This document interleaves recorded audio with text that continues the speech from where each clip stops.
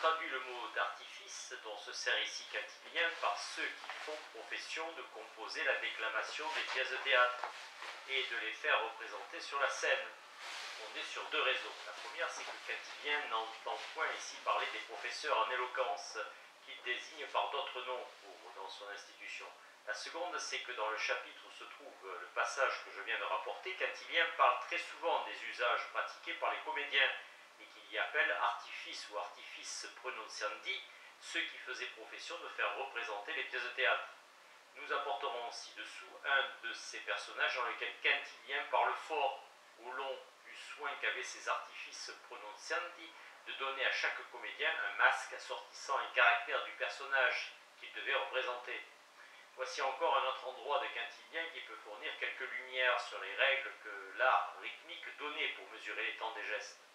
Chaque temps de la mesure, pris en particulier, n'a servi que le récitateur, obligé à prononcer quand on lui bat un temps la syllabe qu'il doit prononcer sous ce temps-là. Mais le rythme assujettit tous les mouvements du corps. Il faut que celui qui fait les gestes tombe en cadence à la fin de chaque mesure. Quoiqu'il lui soit permis de laisser passer quelque temps de cette mesure sans faire aucun geste, et qu'il puisse mettre dans son jeu muet aussi souvent qu'il le veut, de ses silences ou de ses repos, qui se trouvent rarement dans la partie du récitateur.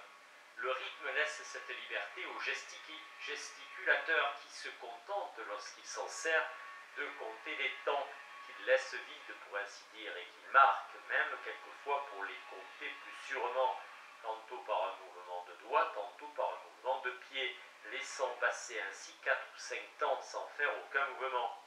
C'est ce qui a donné lieu à dire une pause, un repos de 4 temps, un repos de 5 temps. Outre cela, on peut, en faveur de celui qui fait les gestes, ralentir encore sans conséquence le mouvement de la mesure, parce que, nonobstant ce ralentissement, chaque signe, chaque frappé et chaque levé que fait le batteur de mesure n'en vaut pas moins un temps. Quoique le fait, comme je l'ai déjà dit, soit certain, il ne m'est pas possible d'expliquer pleinement la méthode enseignée par l'art rythmique pour faire agir d'un concert si parfait l'acteur qui parlait et l'acteur qui faisait les gestes. Peut-être joignait-on au caractère qui désignait le geste qui devait faire l'acteur un autre caractère qui marquait le temps que le geste devait durer.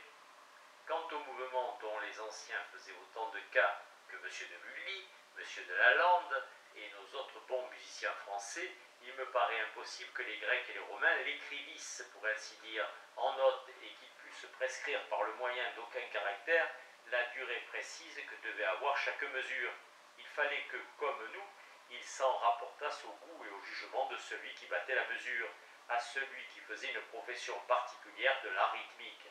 Il est vrai que quelques musiciens modernes ont cru pouvoir trouver le secret d'enseigner autrement que de vive voix la durée que devait avoir un air et d'apprendre par conséquent même à la postérité le mouvement dont il fallait le jouer. Mais c'est en se servant de l'horlogerie que ces musiciens prétendaient venir à bout de leur projet. Ils voulaient par exemple, en marquant combien de secondes devaient durer les 20 premières mesures de la chaconne de Phaéton, enseigner le mouvement dont il fallait battre la mesure de cet air de violon. Mais sans discuter la possibilité de ce projet, je me contenterai de dire que les anciens ne pouvaient pas même l'imaginer, parce que leur horlogerie était trop imparfaite pour leur laisser concevoir une pareille idée. On sait que loin d'avoir des pendules à secondes, ils n'avaient pas même d'horloge à roue et qu'ils ne mesuraient le temps que par le moyen des cadrans au soleil, des sables et des clepsydres. Nous savons que les anciens battaient la mesure sur leur théâtre et qu'il y marquait ainsi le rythme que l'acteur qui récitait, l'acteur qui faisait les gestes, les chœurs et même les instruments devait suivre comme une règle commune. Quintilien, après avoir dit que les gestes sont autant assujettis à la mesure que les chants mêmes, ajoute que les acteurs qui font les gestes doivent suivre les signes qui marquent les pieds, c'est-à-dire la mesure qui se bat avec autant de précision que ceux qui exécutent les modulations. Il entend par là les acteurs qui prononcent et les instruments qui les accompagnent. L'organisation musicale impose au mouvement du corps les mesures qui lui sont propres et à la danse autant qu'aux modulations des rythmes selon les mouvements des pieds. Nous voyons d'un autre côté 2 passages de celui des ouvrages de Lucien que nous appelons en français le traité de la danse et qui est l'éloge de l'art des pantomimes qu'il y avait auprès de l'acteur qui représentait un homme chaussé avec des souliers de fer et qui frappait du pied sur le théâtre. Toutes les convenances portent donc à croire que c'était cet homme-là qui battait avec le pied une mesure dont le bruit devait se faire entendre de tous ceux qui devaient la suivre. De la musique organique ou instrumentale. Il serait inutile de traiter ici de la structure des instruments à vent ou à cordes dont les anciens se servaient. La matière a été comme épuisée, soit par Bartholin le Fils dans son traité des instruments à vent de l'Antiquité, soit par d'autres savants. Je crois même à propos de remettre ce que j'ai à dire concernant l'usage que les anciens faisaient de leurs instruments pour soutenir par un accompagnement les acteurs qui déclamaient à l'endroit de cet ouvrage, où je traiterai de l'exécution de la déclamation composée et écrite en notes. En effet, comme une des preuves les plus convaincantes que je doive apporter pour faire voir que les anciens composaient et qu'ils écrivaient en notes la simple déclamation théâtrale, est de montrer que cette déclamation était soutenue d'un accompagnement, je serai obligé, lorsque je viendrai à traiter de l'exécution de cette déclamation, à faire relire les mêmes passages et à répéter les mêmes réflexions dont je me serais déjà servi si je parlais ici de l'accompagnement. Je me bornerai donc à dire quelque chose des compositions musicales des anciens qui n'étaient point faites sur des paroles et qui ne devaient être exécutées que par des instruments. Les anciens avaient la même idée que nous sur la perfection de la musique et sur l'usage qu'il était possible d'en faire. Aristide Quintilianus, en parlant de plusieurs divisions que les anciens faisaient de la musique, considérées sous différents égards, dit que le chant, que la musique par rapport à l'esprit dans lequel elle a été composée et à l'effet qu'on a voulu lui faire produire, se peut partager en musique, qui nous porte à l'affliction, en musique qui nous rend gais et nous anime, et en musique qui nous calme en apaisant nos agitations. Nous rapportons ici ci-dessous le passage d'Aristide. Nous avons observé déjà dans le premier volume de cet ouvrage que les symphonies étaient susceptibles, ainsi que le sont les chants musicaux composés sur des paroles, d'un caractère particulier qui rendent ces symphonies capables de nous affecter diversement, en nous inspirant tantôt de la gaieté, tantôt de la tristesse, tantôt une ardeur martiale et tantôt des sentiments de dévotion.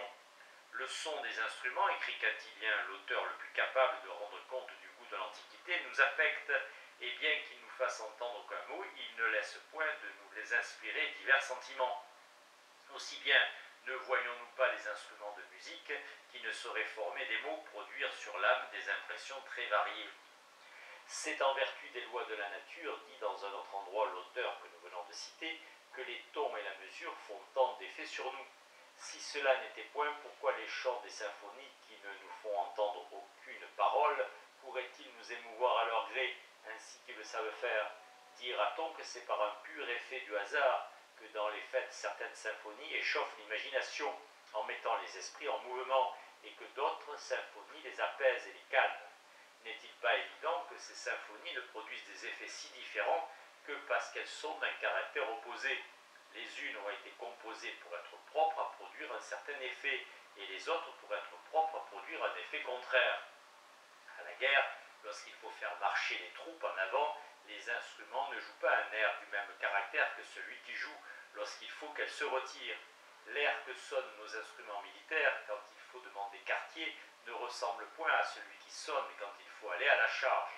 Comme les anciens n'avaient point d'armes à feu, dont le bruit empêchait les soldats d'entendre durant l'action le son des instruments militaires, dont on se servait à la fois pour leur faire connaître le commandement et pour les encourager, les anciens faisaient sur cette partie de la guerre une attention et des recherches qu'il serait inutile de faire aujourd'hui.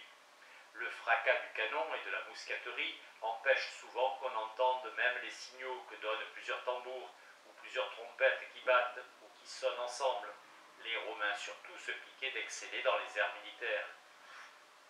Quintilien, après avoir dit que de grands généraux n'avaient pas dédaigné de jouer eux-mêmes des instruments militaires et qu'on faisait un grand usage de la musique dans les armées lacédémoniennes, ajoute « Les trompettes et les corps qui sont dans nos légions servent-ils à autre chose? N'est-il pas permis de croire que c'est au talent de faire usage des instruments de guerre, lequel nous possédons supérieurement aux autres nations, qui est dû en partie à la réputation de la milice romaine? On raconte que de très grands généraux avaient joué de la lyre et de la flûte, et que les armées lacédémoniennes s'enflammaient aux accents de la musique. Mais que font d'autres dans nos légions les clairons et les trompettes? Plus leurs accords sont impétueux, plus la gloire romaine dans les guerres l'emporte sur les autres. Tite-Live raconte un fait très propre à confirmer ce que dit Quintilien. Hannibal ayant surpris la ville de Tarente sur les Romains, il usa d'un stratagème pour empêcher la garnison de se jeter dans la forteresse de la place et pour la faire prisonnière de guerre. Comme il avait découvert que le quartier d'assemblée des Romains en cas d'alarme imprévue était le théâtre de la ville, il y fit sonner le même air que les Romains faisaient sonner pour s'assembler. Mais les soldats de la garnison reconnurent bientôt à la mauvaise manière avec laquelle la trompette était embouchée que ce n'était pas un Romain qui en sonnait et se doutaient bien de la ruse de l'ennemi. Ils se réfugièrent dans la forteresse au lieu de se rendre sur la place d'armes. Longin parle de la musique organique, comme nous pouvons parler de notre musique instrumentale. Il dit que les symphonies touchent, quoiqu'elles ne soient que de simples imitations d'un bruit inarticulé. Et s'il faut parler ainsi, des sons qui n'ont qu'une demi-vie, que la moitié de leur être. Cet auteur entendait par son parfait, auquel il oppose les sons des symphonies, qui n'ont qu'un être imparfait, les sons des récits en musique, où le son naturel, étant adapté à des mots, se trouve joint avec un son articulé. Voici ce qu'ajoute Longin au passage que nous venons de rapporter. Et de vrai ne voyons-nous pas que le son des instruments avant remue l'âme de ceux qui les entendent, qui les transporte hors d'eux-mêmes et qui les fait entrer quelquefois en une espèce de fureur. Ne voyons-nous pas qu'il est contraint de conformer les mouvements de leur corps aux mouvements de la mesure et qu'il leur arrache souvent des démonstrations involontaires? La musique instrumentale agit donc sensiblement sur nous, puisque nous lui voyons faire l'effet que le compositeur a voulu qu'elle produisit.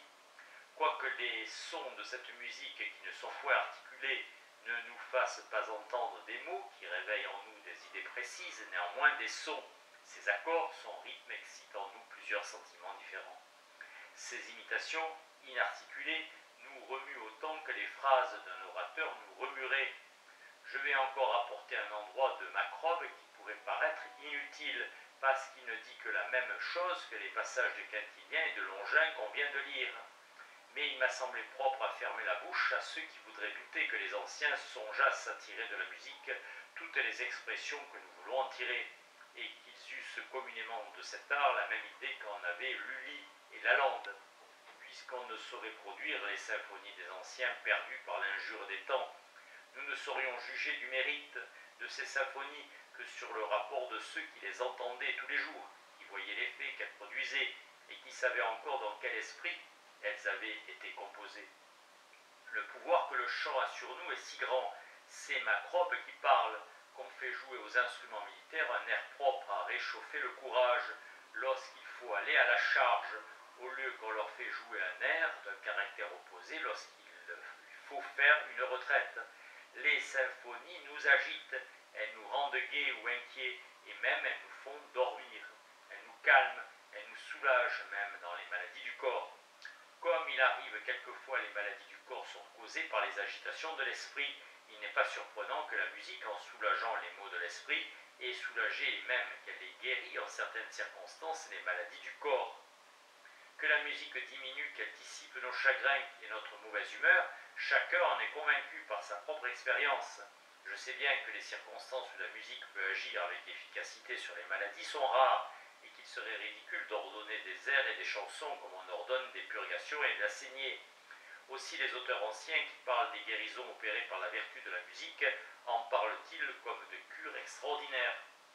Enfin, comme il est quelquefois arrivé de nos jours des miracles de cette espèce, les anciens sont pleinement à couvert du soupçon d'avoir cru, concernant les guérisons dont il s'agit, ceux qui n'étaient pas ou dû nous avoir débité des fables comme des histoires véritables.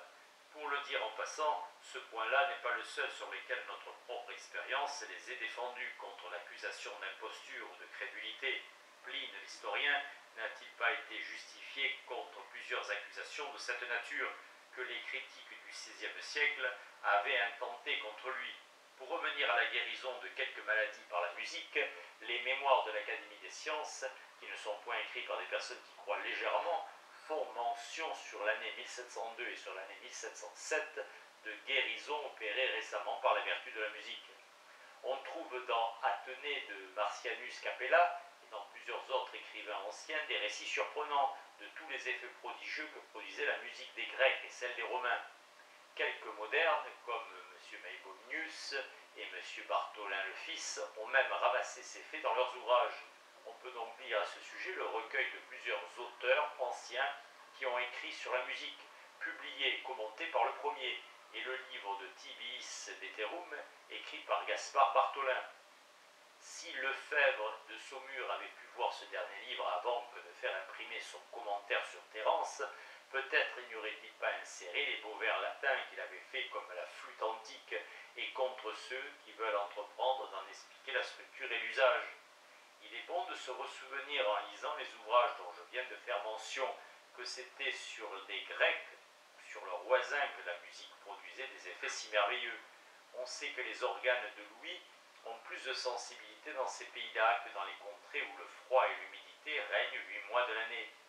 Comme la sensibilité du cœur est égale ordinairement à celle de l'oreille, les habitants des pays situés sur la mer Égée et sur la mer Adriatique sont aussi naturellement plus disposés à se passionner que nous. Il n'y a pas si loin de l'île de France en Italie. Cependant, un Français remarque d'abord, quand il est en Italie, qu'on y applaudit aux beaux endroits des opéras avec des transports qui paraîtraient dans son pays les saillies d'une troupe d'insensés. Au contraire, nous avons du côté du nord des voisins qui sont naturellement moins sensibles que nous au plaisir d'entendre de la musique. À en juger par les instruments qu'ils aiment davantage et qui sont presque insupportables, soit à cause du trop grand bruit qu'ils font, soit à cause de leur peu de justesse et leur peu d'étendue. Il faut que ces voisins aient déjà l'oreille plus dure que nous. Trouverions-nous, communément parlant, un concert exécuté par des trompettes placées dans le lieu même où nous mangerions un fruit fort agréable? Aimerions-nous, dans un cabinet, un clavecin dont les touches, au lieu de faire résonner les cordes de fil d'arcale, feraient sonner les clochettes?